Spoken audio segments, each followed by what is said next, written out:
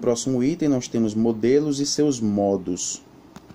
O autor ressalta que anteriormente ele já indicou, né, que existem modelos de competência e modelos de desempenho. Aqui, neste item, ele vai falar um pouco mais das diferenças entre esses dois modelos, né, como modelo de competência e modelo de desempenho. No caso dos modelos de desempenho, de competência, pessoal, o enfoque está mais em procedimentos comuns, compartilhados dentro de um grupo. As diferenças que podem existir, e existem naturalmente dentro de um grupo, né, elas não são vistas como algo que vai estratificar o grupo, né? Então, nesse modelo de competência que foca na produção do conhecimento, que se dá nas relações sociais dentro de um grupo, naturalmente eu vou ter indivíduos, né, que vão ter pensamentos ou conhecimentos diferentes de outros indivíduos, e o fato de ele ter o conhecimento diferente, isso não vai gerar uma estratificação, uma divisão dentro desse grupo. O que na verdade vai gerar é esse conhecimento que esse indivíduo tem ser compartilhado com os outros indivíduos e, consequentemente, ele vai contribuir para o potencial do grupo. Então, nessa perspectiva do modelo de competência, né, as diferenças elas não vão estratificar o grupo, não vão dividir o grupo, elas vão aumentar o potencial do grupo. E o autor vai falar que há 3 modos distintos de modelos de competência. Um modo que é inerente ao indivíduo, um modo inerente à cultura local e um modo inerente a um grupo ou classe dominada. Em relação a esse modo, né, inerente ao indivíduo, nós temos um enfoque muito no potencial intra-indivíduos. Já no segundo modo, o inerente à cultura local, né, nós temos uma referência grande à classe, à etnia e ao aspecto regional.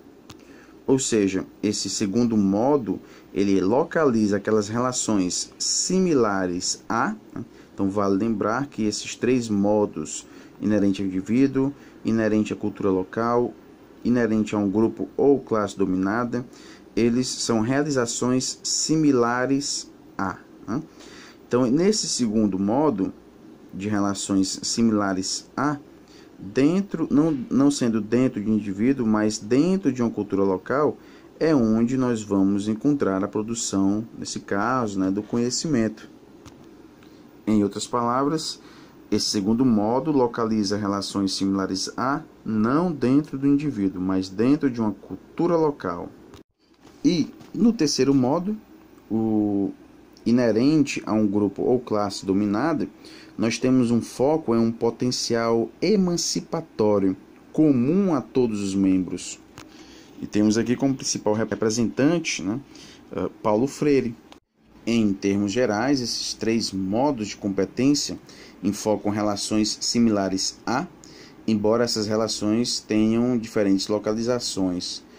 Todos os 3 modos que nós vimos enfatizam a diferença e não o déficit. Todos os 3 se opõem a procedimentos de estratificação, que é o que nós vimos, né? A diferença de conhecimento ela não vai estratificar, não vai dividir, não vai diferenciar. Ela vai justamente ser utilizada em prol do próprio grupo, né? Elas vão anunciar uma criatividade, emancipação em comum. Todos os 3 modos operam com formas de uma pedagogia invisível. No entanto, dentro do campo de recontextualização pedagógica, esses modos ocupam posições opostas. O terceiro modo, mais radical, né, aquele relacionado a Paulo Freire, está ausente do campo oficial de recontextualização, né, aquele campo legitimado, o campo institucional. Né, ele não se faz presente nesse campo institucional.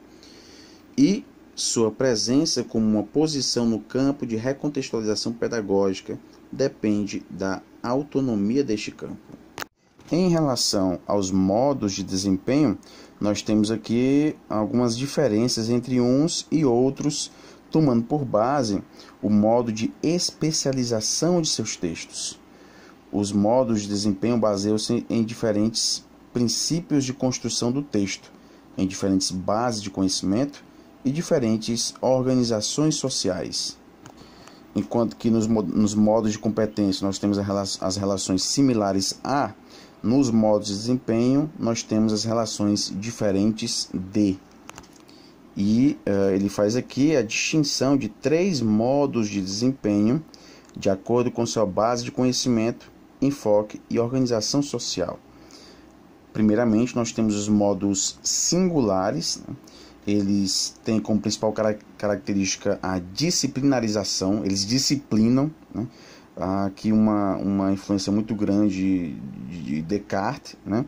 Então, esses modos singulares de desempenho são estruturas do conhecimento cujos criadores apropriaram um espaço para dar a si próprios um nome exclusivo, um discurso especializado, separado com seu próprio campo intelectual de textos. Então há uma separação muito grande, há uma delimitação muito grande das esferas educativas, tomando por base esse modo singular.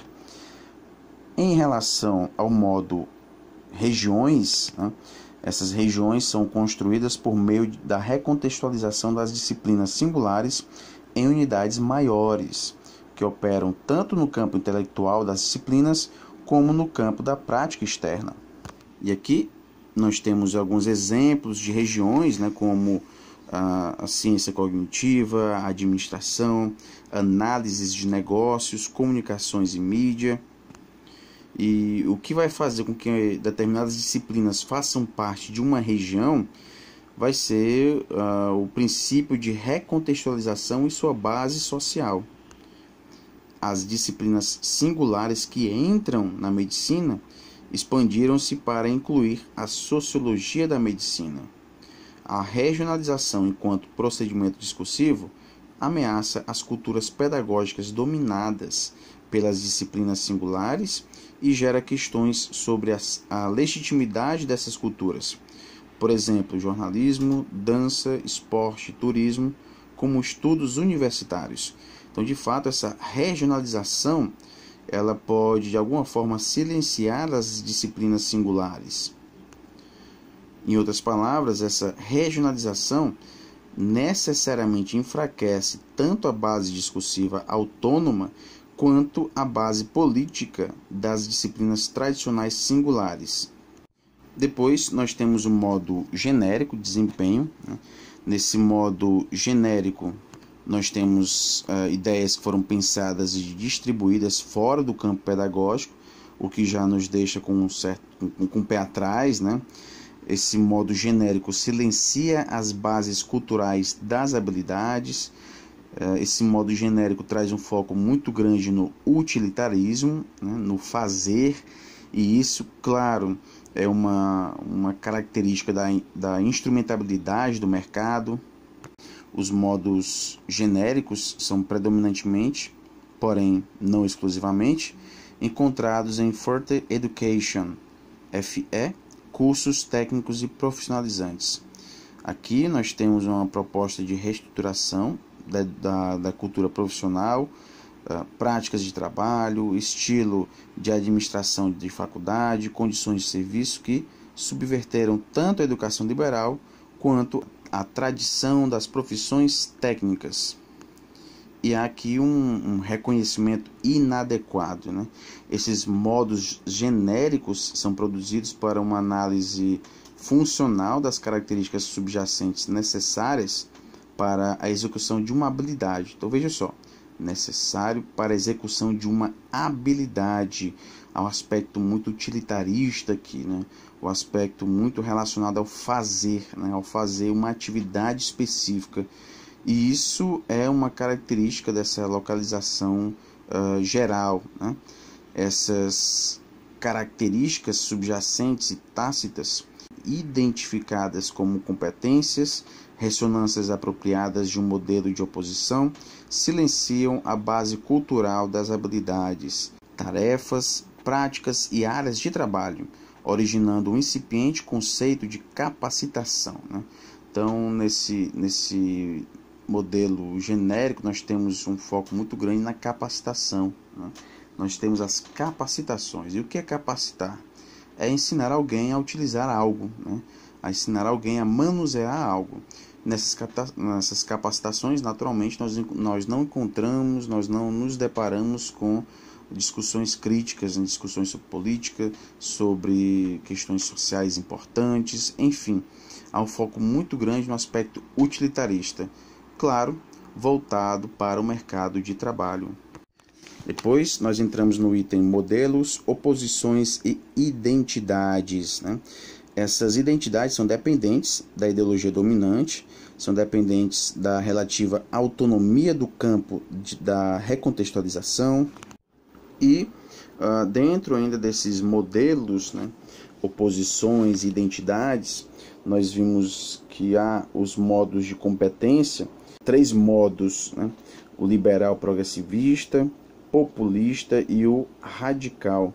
E vamos encontrar 3 modos de desempenho: disciplinas singulares, regional e genérico. Nesses 3 modos de competência, né, liberal progressivista, populista e radical, nós temos como característica uma ênfase terapêutica, né? Terapêutica tem como característica também as capacitações. Já os modos de desempenho, né, especialista, regional e genérico, nós temos um foco muito grande nos instrumentos. E desses modos, o autor nos traz algumas posições opostas. No caso dos modelos de competência, o modo liberal progressivista e o modo populista são opostos, pois o modo populista, né, acusa o modo liberal progressivista de retirar o adquirente de seu contexto local cultural. O modo radical se opõe a ambos os modelos, uma vez que esses modelos deixam de posicionar o discurso pedagógico na contenda política e também de utilizar esse discurso como um meio de mudar a consciência política. Então, de fato, nesse modo radical, temos como principal representante aqui Paulo Freire, né? Tem essa perspectiva de mudança social. Então não há apenas a questão do conhecimento, né, da competência, das habilidades, mas como isso vai fazer com que eu mude essa realidade, né? Essa realidade de exploração. Então por isso que é dito aqui que esse terceiro modo, o modo radical, ele tem certa oposição em relação aos 2 últimos modos. Mas o que há em comum entre eles? Né? Todos os modos de competência, apesar das oposições, têm em comum a preocupação com o desenvolvimento, o reconhecimento e a mudança da consciência. Os modos de competência são terapêuticos e diretamente conectados ao controle simbólico. No entanto, o quadro é mais complexo para esses modos, como veremos agora. A relação da ciência com a construção de identidades é algo bastante complexo, né? Os clássicos proporcionaram acesso privilegiado aos níveis administrativos do serviço civil. As ciências especializadas forneceram a base para as tecnologias materiais. No entanto, apesar desses vínculos externos, as disciplinas singulares são como uma moeda de 2 faces, de forma que é possível ver somente uma face por vez. A face sagrada separa-as, legitima sua diversidade e cria identidades exclusivas, sem outras referências além de sua vocação. A face profana aponta para seus vínculos externos e as lutas internas pelo poder. As disciplinas singulares desenvolvem uma nítida autovedação autônoma e identidades narcisistas. Essas identidades são elaboradas por procedimentos de introjeição, né? Esses procedimentos de introjeição, nós temos que as identidades elas são produzidas pelas disciplinas singulares, né? Já do singular para o regional, ou seja, nas regiões, nós temos uma recontextualização das disciplinas singulares e sua face interna está voltada para as disciplinas singulares, enquanto a externa está voltada para os campos externos da prática. Então, do singular para o regional, nós temos identidades produzidas voltadas para o campo da prática. Nessas identidades produzidas nesse contexto do singular para o regional, nós vamos ter os procedimentos de projeção. Então, nos procedimentos de introjeição, a construção da identidade se dá entre indivíduos, né?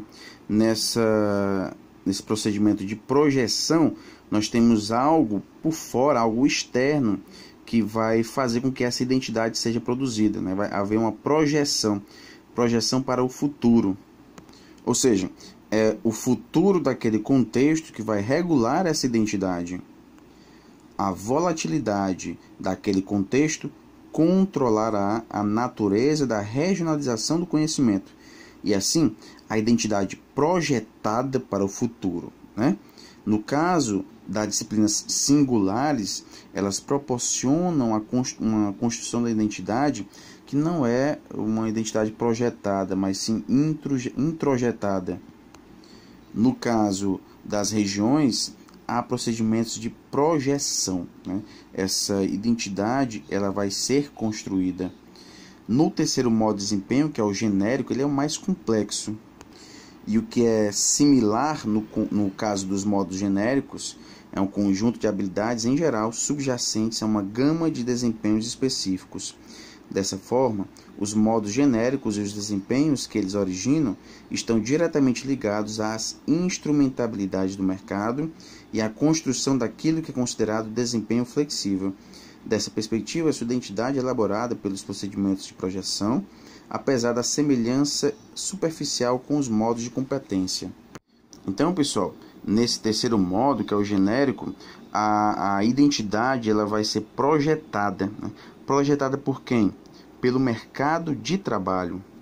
Nós temos aí na figura 1 o campo da recontextualização, o modo pedagógico é a construção da identidade, né? No controle terapêutico nós temos o modo pedagógico liberal progressivista, no controle populista radical introjetado a construção da identidade. No econômico, né? Controle econômico, nós vamos ter no modo pedagógico o especialista, o autônomo, introjetado, dependente. No que diz respeito à construção da identidade, regionalizado, genérico e projetado. No próximo item, o autor nos traz o campo de recontextualização e sua dinâmica. E ele traz aqui um questionamento muito importante, né? Como os modos de competência se tornaram posições dominantes no campo de recontextualização. E ele faz aqui um rápido percurso histórico, né? Nos anos 60 e início dos anos 70, o governo britânico não tinha um controle sobre os conteúdos pedagógicos e modalidades de transmissão, que estavam mais diretamente ligados às atividades do campo de recontextualização pedagógica. Então a gente podia dizer aqui que nessa época, nos anos 60 e início dos anos 70, havia uma autonomia maior, né? Uma participação menor do governo no que diz respeito aos conteúdos pedagógicos, né? Esse campo, então, desfrutava nessa época, esse campo pedagógico, né, de uma grande autonomia com respeito à formação de professores. A formação era o resultado de posições pedagógicas discursivas naquele campo, responsáveis pela regulação de princípios recontextualizadores. A principal reforma educacional do período, a adoção do modelo compreensivo, que visava tornar a escola mais abrangente, mudou apenas a forma organizacional. O discurso pedagógico não era tema de legislação. A mudança de forma pelo Estado, no ímpeto do movimento a favor da redução de privilégios arbitrários, tinham algumas escolas seletivas, né, criou um espaço local autônomo para a elaboração do currículo e a forma de aquisição. Aqui, os modos de desempenho eram ligados e legitimados pelas escolas de currículo tradicional, mais seletivas, e sua organização discursiva, códigos das disciplinas singulares e códigos de coleção. Assim, o controle dos modos de desempenho no campo de recontextualização pedagógica estava ligado à estrutura organizacional e discursiva da educação primária e secundária. E nós vamos ter aí o modo liberal progressivista como uma base da capacitação cognitiva, o modo populista da capacitação cultural e o modo radical da capacitação política. Cada um desses modos recontextualizados, diferentes das teorias no campo de produção do discurso. Consequentemente, na década de 60 e início da década de 70, embora o modelo de competência predominasse, havia modalidades opostas dentro do CRP correntes de oposição entre os modos liberal, progressivista, populista e radical. Então nós tivemos aí um enfraquecimento das classificações de discursos, houve aqui um enfraquecimento do modo de desempenho, em detrimento de um aumento, né, de uma predominância das modalidades de competência e de seus modos, né, tanto o COR como no CRP.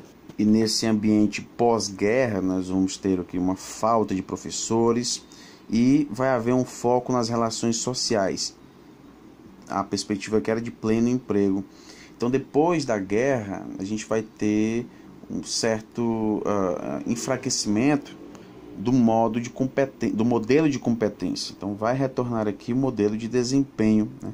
A partir dos anos 70, a gente vai ter uma maior intervenção estatal, um maior controle dos conteúdos da educação, uma descentralização de poder, né? Então o Estado vai descentralizar o poder por questões econômicas também, mas ele vai ter instrumentos fortíssimos, né, e bastante eficientes de monitoramento e financiamento.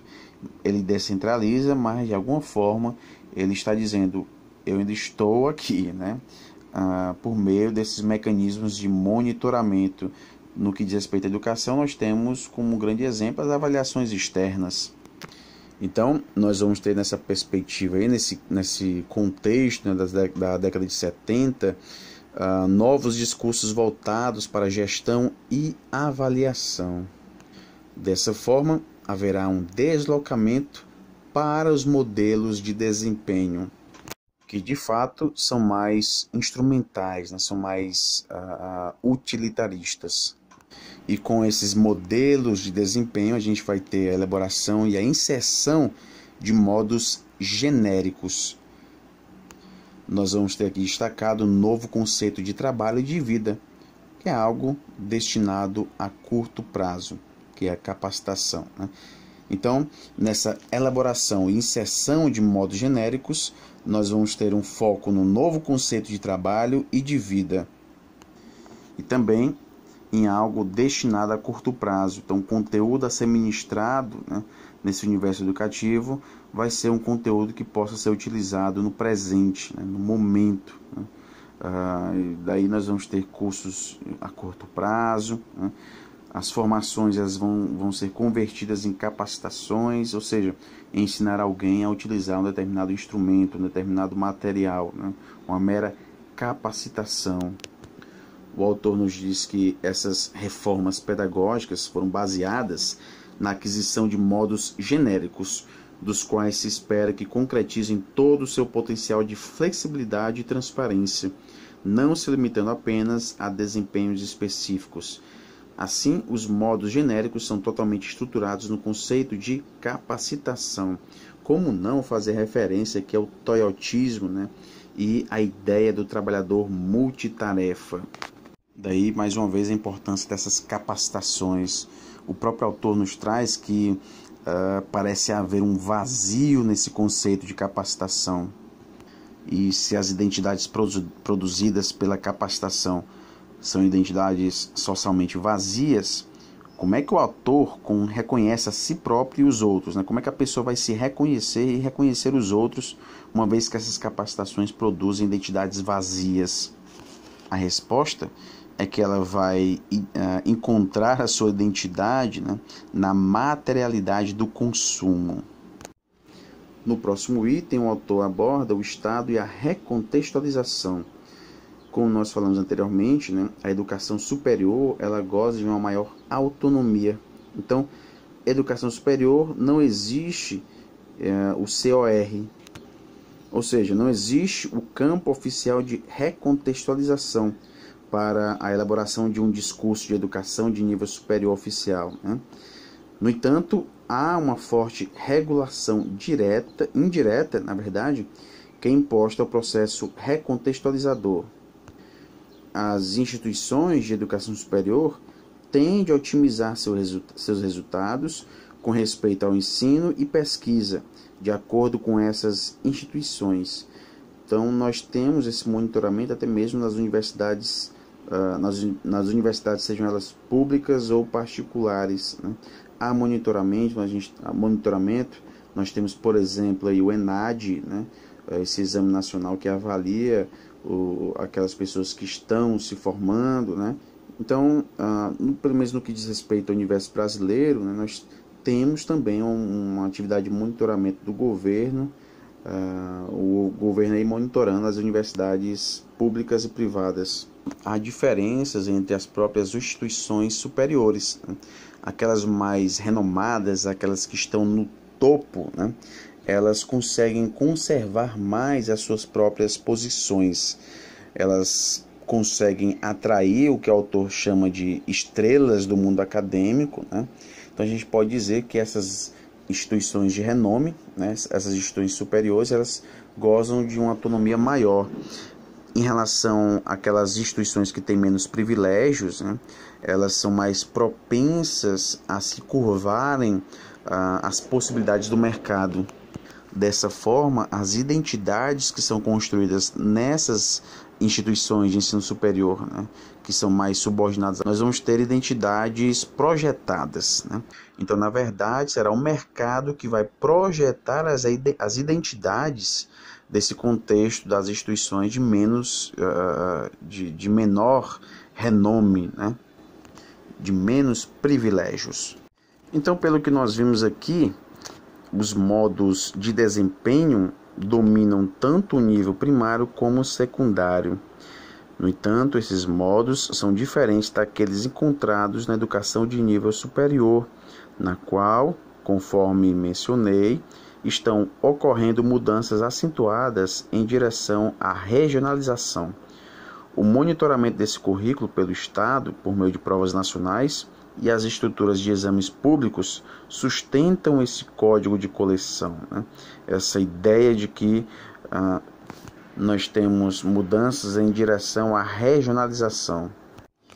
Embora o monitoramento do currículo escolar tenha sido centralizado, a estrutura administrativa foi descentralizada. As escolas têm agora maior autonomia sobre o orçamento e sua alocação, bem como sobre sua situação administrativa, podendo optar por não serem controladas pela autoridade local.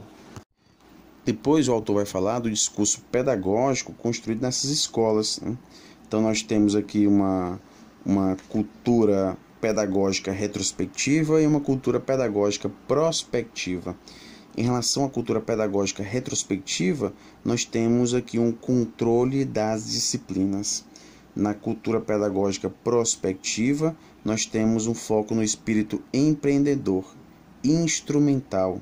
E como nós falamos anteriormente, né, para determinadas instituições, para elas sobreviverem, muito provavelmente elas vão ter que abrir caminho para a instrumentabilidade que é promovida pelo Estado. No próximo item, nós temos reorganização do capitalismo e a formação de identidades. O autor, nesse texto, sugeriu que esse processo, né, está deslocando as identidades pedagógicas oficiais em que os códigos foram adquiridos de modos introjetados para modos projetados.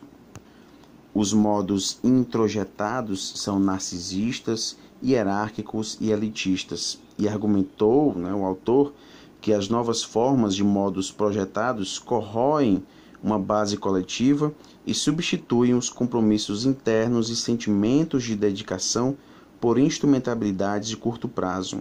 Então, tudo aqui, pessoal, está nessa perspectiva de substituição pela instrumentabilidade, né? Pelo aspecto pragmático, né? Muito característico do neoliberalismo. Depois o autor fala das identidades descentradas.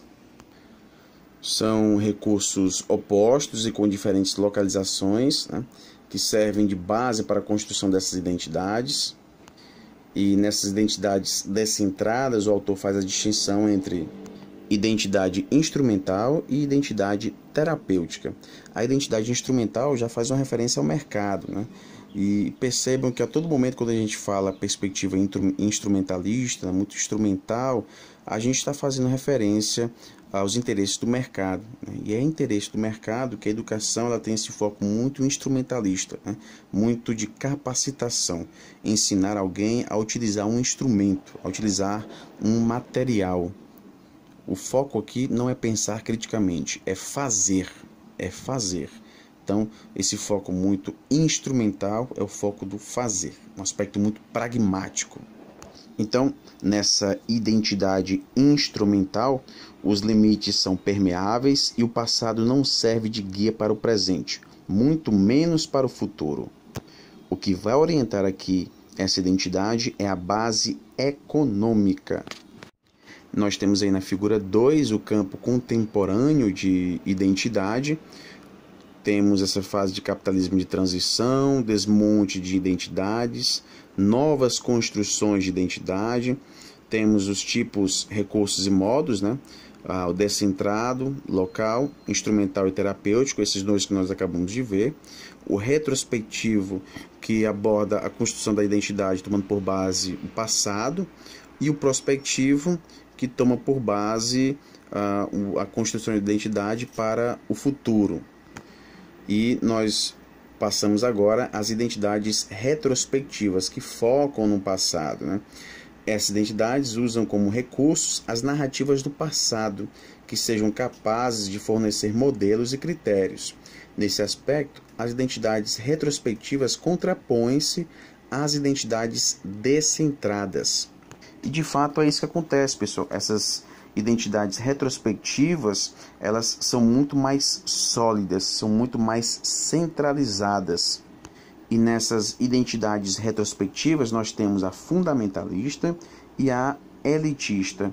No caso da fundamentalista, né, é uma identidade retrospectiva elaborada com base em recursos religiosos fundamentalistas. Daí nós temos como característica, né, a estabilidade.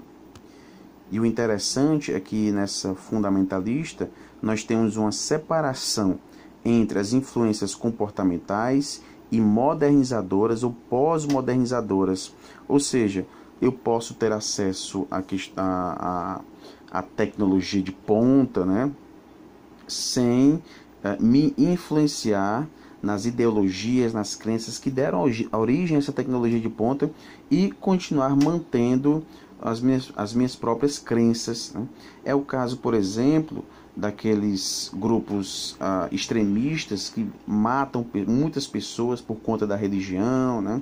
E utilizam armas produzidas por grupos os quais eles estão atacando, né? Então, essas crenças desses fundamentalistas, né? Desses extremistas, essas crenças permitem que eles façam essa separação, né? Utilizando outros termos, né? Que eles não se contaminem por ideologias, por crenças, né? De outros grupos que produziram as próprias armas que eles utilizam para eliminar aqueles que pensam diferentemente deles.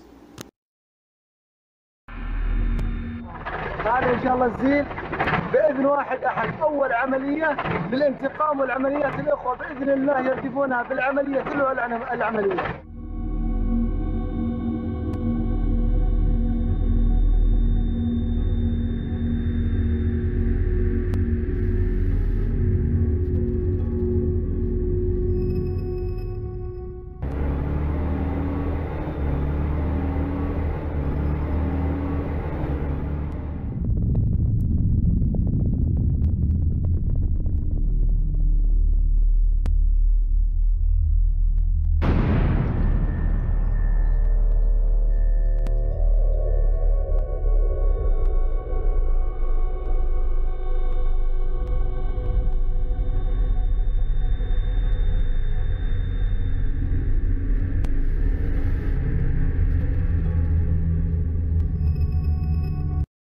Retrospectiva elitista, nós temos uma identidade retrospectiva totalmente oposta à fundamentalista, elaborada segundo os mecanismos da alta cultura, uma construção e apropriação elitista.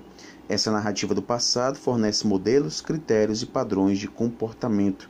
Ela pode ser apropriada por um tipo especial de educação sem interferência da criação. Se as identidades descentradas utilizam a projeção e introjeção como métodos organizadores, acreditamos que as identidades retrospectivas fundamentalistas ou elitistas dependam mais das formações de um superego forte. Aqui a gente pode até falar da ideia que foi propagada na primeira metade do século XX, né? Dessa superioridade da raça ariana.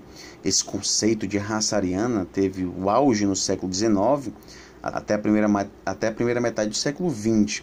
Era uma noção inspirada pela descoberta da família de línguas indo-europeias, né? Alguns etnólogos do século XIX propuseram que todos os povos europeus da etnia branca caucasiana eram descendentes do antigo povo ariano.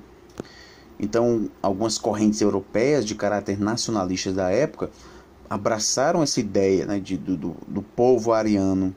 E talvez essa foi tratada com maior ênfase pelo Partido Nacional Socialista da Alemanha, né, pelos nazistas, e eles associaram esse conceito de identidade nacional à raça ariana do povo germânico, através do princípio da unidade étnica, com a finalidade de elevar o moral e orgulho nacional do povo alemão, que a gente sabe já estava destroçado pela derrota da Primeira Guerra Mundial. E segundo o ideário nazista, a raça ariana seria uma das 3 grandes raças humanas. E esse termo ariana serviria para designar uma raça branca ou caucasoide, né, descendente das antigas tribos que se originaram numa região ao sul do que hoje é a Rússia, há cerca de 7 ou 8 mil anos, e se expandiram por toda a Europa no curso da história. O termo deriva do sânscrito, uma das primeiras línguas arianas, né, e significa nobre. Pois bem, abertos esses breves parênteses, né, partimos agora para o próximo item, que são as identidades prospectivas. Essas identidades prospectivas são essencialmente voltadas para o futuro, né, enquanto que as retrospectivas tinham essa questão muito forte das narrativas, né, essas prospectivas são voltadas para o futuro. Elas podem até mesmo utilizar e se sustentar em narrativas, mas tais recursos narrativos de construção de identidade prospectiva situam a identidade no futuro. Os recursos narrativos de identidades retrospectivas estabelecem e legitimam essas identidades no e em torno do passado. Enquanto as identidades descentradas se distanciam do coletivo, as identidades prospectivas apontam para uma nova base de solidariedade voltada para aqueles a quem foi dado o direito de serem reconhecidos. Nesse sentido, pode-se dizer que as identidades prospectivas estão em um processo de recentralização. Elas alteram a base de reconhecimento e de relação coletiva. As identidades terapêuticas e elitistas serão provavelmente elaboradas por discursos pedagógicos e distribuídas em agências especializadas no campo de controle simbólico. As descentradas instrumentais são selecionadas por aqueles no campo econômico que não ocupam posições empresariais, por exemplo, as novas tecnologias da informação. As fundamentalistas, no Oriente, serão provavelmente selecionadas por aqueles que têm uma base empresarial no campo econômico ou uma base ameaçada naquele campo. As identidades prospectivas serão mais provavelmente encontradas no campo de controle simbólico do que no campo econômico. E assim, finalizando o artigo, né, o autor nos traz uma resposta em termos educacionais ao capitalismo de transição e o surgimento de novas possibilidades de formação de identidade do tipo introjetado é também um resultado desse tipo de capitalismo. Esse deslocamento entre um princípio organizador de formação de identidade dentro e fora da educação oficial pode bem ser uma condição importante para a reavaliação crítica das instituições educacionais e o princípio e foco de seus discursos. Pela primeira vez, produzimos um discurso e uma cultura pedagógicos virtualmente seculares e que são, ao mesmo tempo, uma recuperação do sagrado. Isso não quer dizer que tais formas serão bem-vindas, patrocinadas ou generalizadas. E é isso, pessoal. Nós percebemos aqui que há uma valorização, né, dessa construção de identidade regulada pelo Estado, né, e também as do tipo projetado, que são distribuídas pelo Estado. Essa do tipo projetado, nós vamos encontrar uma influência muito grande do mercado, né? É uma identidade projetada pelo mercado, e essas identidades projetadas pelo mercado também são distribuídas pelo Estado. São identidades instrumentais, identidades com foco no presente, né, no fazer, na resolução de problemas do presente. E é justamente por essas identidades serem projetadas pelo mercado, né, ou seja, projetadas por algo que está fora da escola, é que vai ganhar importância e foi objeto de estudos desse artigo, né? A presença desses conflitos que existem fora da escola abrem essa possibilidade de uma reavaliação crítica das instituições escolares e dos princípios e dos aspectos focalizados em seus discursos. E como nós vimos, a pedagogização do conhecimento, estudos sobre recontextualização, esse conceito de competência, na verdade, esses conceitos de competência são pedagogizados, né? E, claro, tomando por base interesses de sujeitos que estão fora da escola. E isso, é claro, envolve relações de poder. No mais, é isso, pessoal. Bons estudos a todos e até a próxima.